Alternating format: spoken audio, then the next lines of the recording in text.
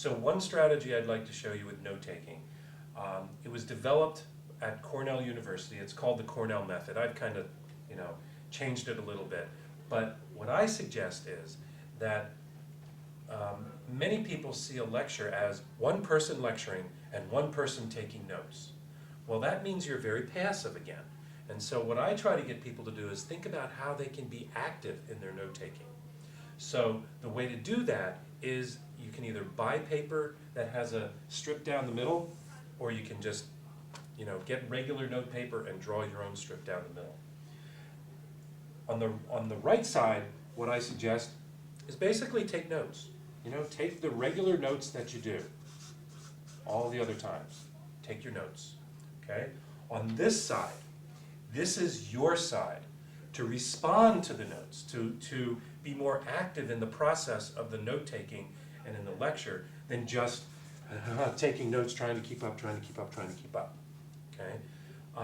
What I suggest doing on this side is if the professor says, the major point that I would like you to remember is, put that down. Many professors are really good at giving summaries. They're very good at giving, if there's one thing I want you to remember about this section of the material, it is, one point that I want to make. Very good. They're very good at that a lot of times.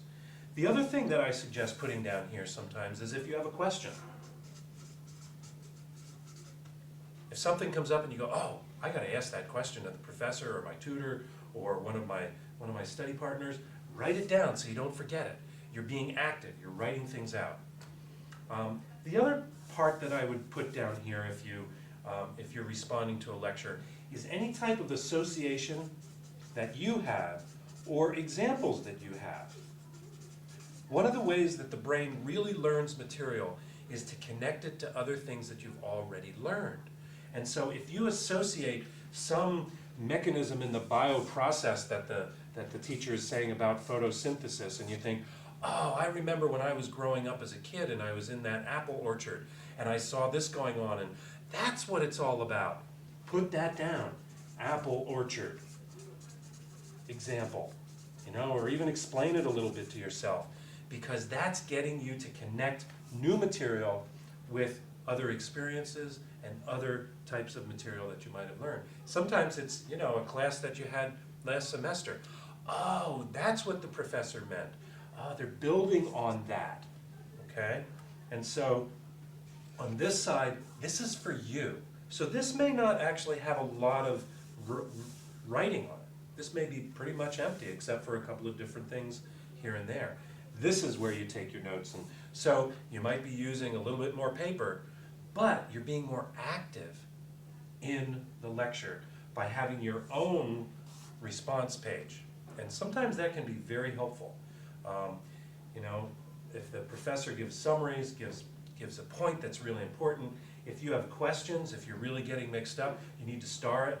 And then also an association, an example, even if the professor gives an example. A good example of this process would be, put it over here, so that it really stresses sort of the concrete nature of some of maybe the abstractness or the real complexity of some sort of process that you're looking at, okay? So that would be my recommendation. It's known a lot of times as the Cornell Method. I sort of stretched it a little bit here and there, but this way you're much more active in your note-taking. The other thing that I would suggest is that if you fall behind in your notes, or you really take notes that sometimes you just want to sit and listen, what I would suggest is going online and looking at a pen called LiveScribe. And I think it's livescribe.com. The pen is, depending on how much memory the pen has, it's either $150 or $200. So it is expensive, but it comes with a notebook. And basically, it's a digital recorder and a digital video recorder. And so it syncs the visual with the auditory. So if you start it, there's little pads down at the bottom of its notebook. And if you say start recording, and then you take notes, it's syncing your notes with basically an audio recording. And then you can stop it. and then you can just write, or you can keep it going. And so then, you know, that night, 2 days later, 2 weeks later, when you're prepping for the exam, if you can't remember exactly what that major point was that the professor said, you can basically put the pen down right on the notes that you're taking, and it will start to give you basically the professor's digital recording of his or her lecture.